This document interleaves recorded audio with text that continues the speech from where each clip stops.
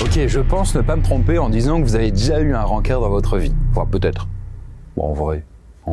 Bon, alors que ce soit avec une connaissance d'un pote, quelqu'un qui était en cours avec vous, ou peut-être un collègue de travail. La plupart du temps, c'est comme ça que ça se fait. Mais si vous passez beaucoup de temps sur votre smartphone, vous êtes peut-être passé par une application de rencontre, à tout hasard, Tinder, du coup, Tinder, c'est mieux, oui. Donc ouais, rapprochez-vous, c'est bien évidemment de ce type de rencontre dont il sera question aujourd'hui. À travers des témoignages qu'on a chopés, notamment sur Reddit, et auxquels on a rajouté des voix off pour qu'on s'y croie un peu plus. D'ailleurs, vous aurez remarqué, c'est le 3e épisode consacré, donc voilà, ça marche. Bref, au programme, il va y avoir déjà une dérangeante histoire, on va dire d'odeur, mais aussi un date sympa à la maison qui va dégénérer, ou une nuit passée dans la chambre la plus creepy qui soit. On est parti ?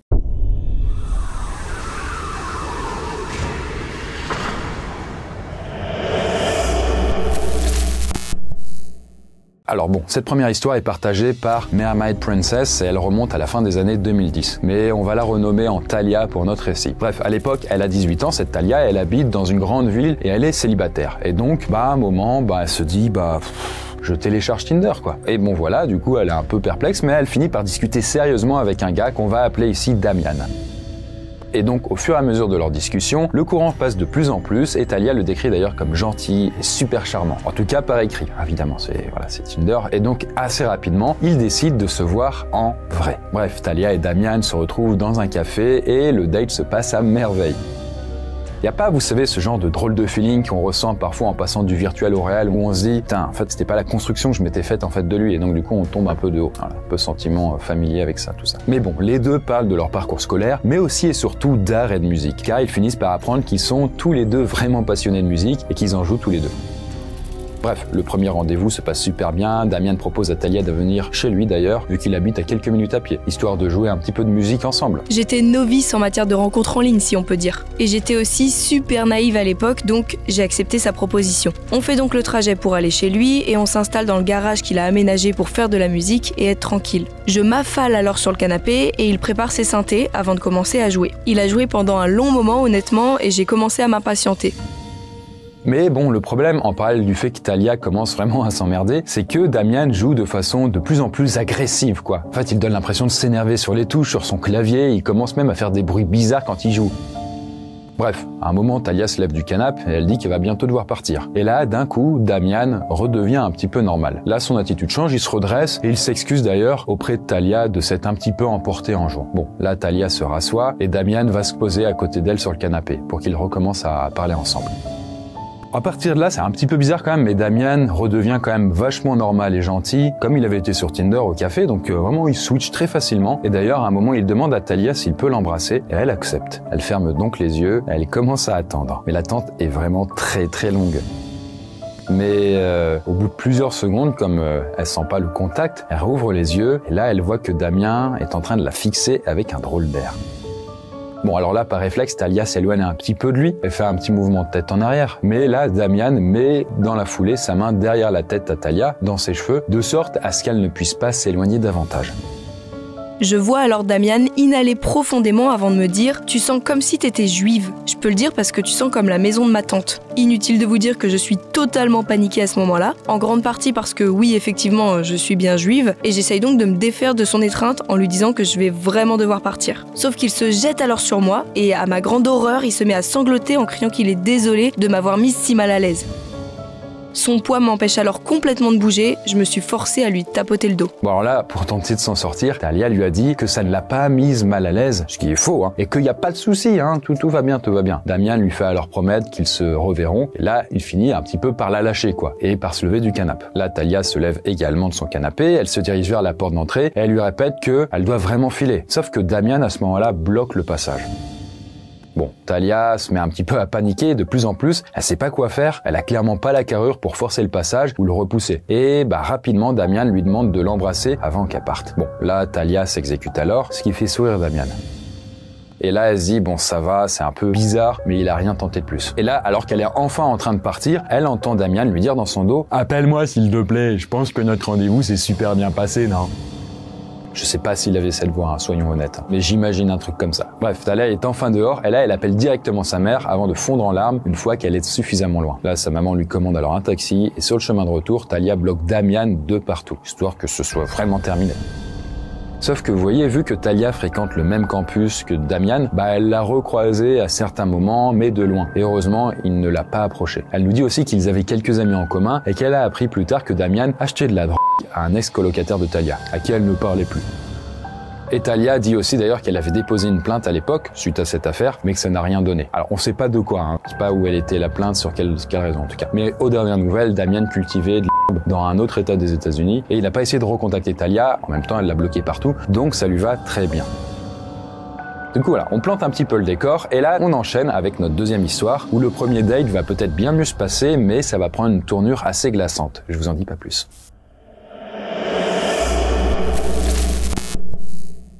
Alors cette histoire est partagée par Honda Eagle 1998, elle remonte aux années 2020. D'ailleurs pour cette grosse anecdote, on va l'appeler Bruce pour que ce soit plus simple. Et là en fait Bruce nous dit que à 23 ans, il vit en Californie et après des tentatives et des essais encore et encore sur des applications de rencontres un petit peu sombres, un peu bancales, qui sont truffées de bots parce que voilà, il décide d'installer Tinder. D'ailleurs, petite parenthèse, mais c'est effectivement le cas pour avoir également tenté. Dès que vous allez sur des applications de rencontres où il n'y a pas suffisamment de volume, de gens, notamment de femmes, parce que les hommes, c'est assez facile de les faire venir. C'est un peu comme en boîte de nuit. Pour pouvoir avoir des gens, il faut que vous mettiez des filles qui ne payeront pas et après les hommes viendront et ils seront prêts à payer. Bref, sur les applications de rencontres, quand les femmes ne viennent pas, les créateurs des applis, qui savent qu'il n'y a pas grand monde, en fait, ils ont un moyen tout bête, c'est de placer des robots qui vont simuler des comportements de femmes, qui vont vous liker, qui vont envoyer quelques messages, etc. jusqu'à ce que du coup vous lâchiez la carte bleue et à ce moment-là généralement c'est le désert de Gobi donc ça arrive très souvent en fait sur les applis où il y a vraiment pas grand monde. Bref, Tinder a beaucoup de défauts, très probablement, néanmoins il y a peut-être pas de bots, donc c'est au moins ça de gagner. Bref, revenons à nos moutons, ou plus exactement à Bruce. Il va sur Tinder plus par ennui que pour trouver l'amour, il se met à swiper plein de meufs, plein de profils, après bon des meufs mais aussi des mecs parce que du coup il dira un peu plus tard qu'il est bi, mais à un moment il se lasse vite et donc il passe à autre chose. Sauf que à peu près 30 minutes après avoir arrêté, il reçoit une notif pour lui dire qu'il a eu un match. Et là, il match avec un mec de 25 ans du nom de Hayden. Alors Bruce nous le dit, mais Hayden est vraiment séduisant, mais surtout, il a les mêmes passions que lui, à savoir le codage informatique ou même les jeux vidéo. D'ailleurs, le premier message que Hayden lui envoie sur Tinder, c'est celui-là. « Hey, j'ai vu que t'étais nouveau sur Tinder et je me suis dit que j'allais te dire bonjour. » Bon, pas giga original, y a mieux, mais bon, en tout cas si ça mord à l'hameçon. Et c'est d'ailleurs le cas puisque Bruce finit par lui répondre et du coup les deux engagent une petite conversation. On a globalement parlé de notre amour commun pour les jeux vidéo, les films et le codage. Il m'a dit qu'il était codeur à plein temps et qu'il gagnait un salaire en travaillant seulement 4 heures par jour. Assez rapidement, il m'a demandé s'il voulait qu'on se voit, peut-être chez lui. Je lui ai alors proposé de venir chez moi, parce que j'avais déjà mon propre appartement, et que de son côté, il vivait encore chez ses parents. La proposition lui a visiblement beaucoup plu, car il semblait très impatient à l'idée de venir chez moi. Bref, tout va très vite et il se donne rendez-vous directement chez Bruce, à peine 1 heure après. Juste le temps de ranger son appart et préparer 2-3 trucs. Bon, il est possible que j'ai un petit peu travesti la vérité sur l'appart, gardez en tête qu'il a quand même un appart. D'ailleurs, Bruce nous le dit, normalement, il n'aurait pas invité quelqu'un chez lui, vu qu'il n'aurait pas rencontré auparavant. Mais en vrai, Hayden, il a quand même l'air inoffensif, il a l'air super sympa, super beau aussi, et là, il lui accorde, on va dire, le bénéfice du doute. Bref, quelques dizaines de minutes plus tard, ça frappe à la porte, et Bruce va voir Hayden à travers le Judas. Là, il remarque qu'il a une bouteille de vin rouge à la main et qu'il lui sourit. Bon, il n'avait pas été question de boire, mais Bruce aime bien le vin et puis c'est sans doute pour se faire accueillir quoi. Bref, il ouvre à Hayden et il remarque que le hasard est bien fait car il a pris le vin que Bruce préfère. Super, génial ça. Bref, là, un petit peu pour le taquiner, Bruce lui demande s'il sait lire dans les pensées, et là, Hayden lui dit qu'en fait, il avait en tête quelqu'un qui aime bien le vin rouge. Et là, Bruce, il rigole et il lui dit comment tu comptes rentrer chez toi, Hayden, parce que, si t'as trop bu, ça va être compliqué de reprendre la voiture, quoi. Et là, Hayden lui dit qu'il est venu en taxi, donc il n'y a pas à s'inquiéter. Bref, la soirée commence tranquillement, et les deux hommes se posent sur le balcon pour boire la bouteille de vin. Et bon, voilà, ils discutent, ils parlent de la vie, du travail, ils partagent leur histoire de coming out aussi. Et à un moment, ils rentrent pour jouer aux jeux vidéo, et Bruce, à ce moment-là, passe un super moment. C'est vraiment top. Et ensuite, Hayden lui montre les différents projets sur lesquels il travaille car il a pris son PC portable avec lui. Au bout d'un moment, avec tout le vin, j'ai dû aller aux toilettes et j'ai donc dit à Hayden que je devais m'absenter quelques minutes. Une fois là-bas, j'entends à travers la porte qu'il semble marcher dans ma direction. Et effectivement, dans la foulée, il tourne la poignée et ouvre la porte que je n'avais pas fermée à clé. Sans prévenir, il se colle à moi et commence à me toucher tout en m'agrippant les épaules avec pas mal de force. Je l'ai repoussé et je lui ai dit en plaisantant que c'était quand même un peu indiscret. Il m'a souri, il m'a dit « Je voulais juste voir comment tu réagirais ». Bon ok, Bruce là finit par quitter les toilettes pour aller dans la cuisine se laver les mains alors que Hayden est toujours en train de lui coller les baskets. Là, Bruce demande à Hayden s'il veut encore picoler, enfin boire du vin plutôt. Mais avant qu'il puisse réouvrir le frigo pour prendre la bouteille, Hayden se recolle à Bruce pour commencer à lui caresser les parties intimes tout en lui souriant de manière super flippante. Probablement, ça a été interprété par Bruce comme très flippant, on imagine. Et d'ailleurs, à partir de ce moment-là, ça commence à le faire un petit peu paniquer. Il repousse alors Hayden assez fortement avant de lever la voix. Il lui dit qu'ils viennent à peine de se rencontrer et que c'est sans doute pas le bon moment pour se lancer dans ce genre de truc. Et là, la réaction d'Hayden va beaucoup le surprendre. Parce que Hayden semble mal le prendre et il lui dit que Bruce est en fait juste une perte de temps, qu'il donne une mauvaise réputation aux gays et qu'il est d'ailleurs carrément homophobe. Ce qui a un peu le mérite à scier complètement Bruce, donc il sait plus quoi dire. Il essaye quand même de lui répondre que s'il était quand même homophobe, il serait pas chez lui à l'heure actuelle et qu'ils auraient pas passé un bon début de soirée. Il lui répète quand même qu'il est quand même très beau, Hayden, mais que là il dépasse les bornes. Parce que je le précise, mais dans son témoignage, il n'arrête pas de répéter que c'est vraiment un beau gosse, ce Hayden. Ça devait être vraiment important pour lui. Là, Hayden commence à rire et lui dit un truc du genre, mais dans la communauté LGBT, y a pas de limite. Et puis il dit de façon à Bruce qu'il va partir. Là, Bruce il fait putain bah bango, c'est ce que j'attendais, qui se barre. Il le raccompagne alors à la porte d'entrée avant qu'il parte sans dire au revoir ni rien d'autre. Bref, à ce moment-là, Bruce est quand même un peu chamboulé par son date et il décide alors d'aller prendre une douche. Et après 5 minutes, alors qu'il est dans sa salle de bain, il entend un drôle de bruit, comme un truc qui gratte ou qui tapote de l'autre côté de la porte. Je jette un coup d'œil par la porte en verre de la douche et je regarde vers le bas de la porte de la salle de bain. À ma très grande surprise, je vois Hayden qui tient une cuillère au bas de la porte et qui me regarde pendant que je me douche. Vu qu'il y a quand même un sacré écart entre le sol et le bas de ma porte, je peux le certifier sans aucun doute possible. Ne sachant pas quoi faire, je fais alors semblant de ne pas le remarquer et j'ai lentement arrêté la douche avant d'en sortir et d'enrouler une serviette autour de ma taille. Puis je me suis préparé à l'affronter en ouvrant la porte d'un coup sec. Mais avant de pouvoir ouvrir la porte, Bruce entend le son très distinctif de l'appareil photo d'un téléphone. Bref, là il ouvre alors la porte de la salle de bain d'un coup et il voit Hayden qui file dans le couloir avant d'atteindre la porte d'entrée et de se volatiliser. Là, Bruce court jusqu'à son balcon et le voit monter dans sa Honda Civic. Ça, donc, c'est la voiture à Hayden. Donc, manifestement, il avait menti, il n'était pas venu en taxi.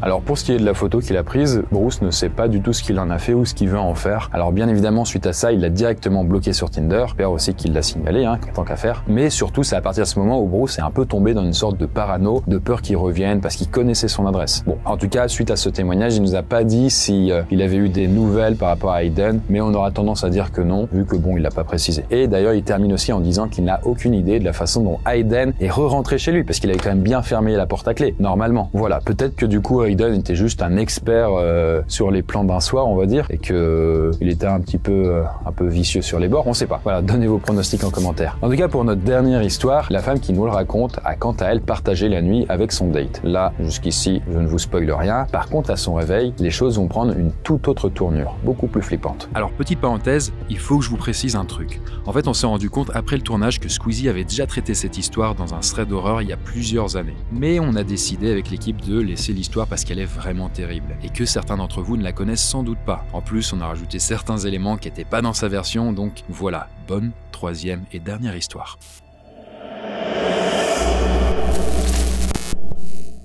Alors cette histoire est partagée par Alex Stunning et ça remonte à l'année 2019. Et là, croyez-moi, il y a moyen qu'elle vous donne un petit frisson dans le dos. En tout cas, pour commencer, Alex, donc Alexandra probablement, nous explique qu'elle a rencontré un mec sur Tinder et que là, hop, elle a discuté avec lui et le feeling est super bien passé. Ils ont alors discuté pendant des semaines de façon virtuelle. De base, n'est pas forcément une très bonne idée, je vous le dis quand même, parce que du coup, plus vous passez du temps virtuel, plus la chute peut être rude quand vous la voyez en vrai la personne. Mais bon, ils ont remarqué durant leur discussion qu'ils avaient des amis en commun. Et là, un soir, alors que Alex est très joyeuse après s'être enfilé quelques verres, eh bien elle se sent d'humeur très sociale. Elle décide alors d'appeler un Uber pour aller directement chez son date.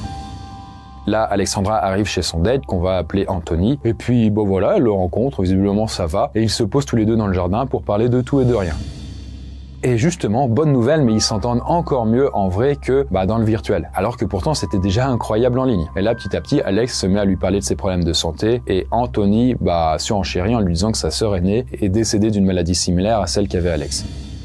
Alors là, Alex, ça l'intrigue, elle est quand même curieuse, mais elle veut pas non plus forcer ou être indiscrète. Bref, après un long moment passé dehors, eh bien tous les deux finissent par rentrer dans la maison d'Anthony. Et là, ce qui frappe directement Alexandra quand elle rentre dedans, c'est une odeur. C'est comme s'il y avait des centaines de cadavres de rats qui pourrissent quelque part sous le plancher de la maison. Je vais pas mentir, je suis encore bien ivre, donc c'est pas vraiment un truc dont je vais tenir rigueur. Surtout que, bon, ça peut arriver que des animaux meurent dans une baraque, que ce soit en dessous ou dans les murs. Par contre, en regardant autour de moi, j'ai eu l'impression que la maison était un véritable entrepôt, ou plutôt une sorte de brocante, complètement en désordre. Anthony m'emmène dans sa chambre, qui est vraiment rangée par rapport au reste de la maison. C'est décoré de façon très féminine, mais c'est cool honnêtement. Mais bon, là, Alex, elle finit par s'endormir très rapidement, sans doute à cause de l'alcool qu'il a bien assommé. Voilà, donc ils ne font rien ensemble.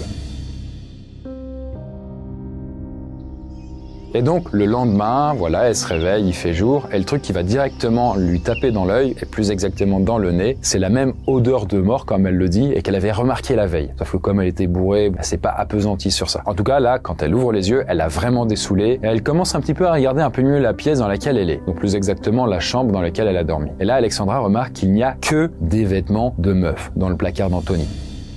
Là, elle se dit qu'il y a quand même peut-être un truc qui cloche, quoi, tu vois. Puis Alex voit un autre truc qui retient son attention, un gros classeur noir qui est posé sur la table de nuit. Mais un vraiment gros.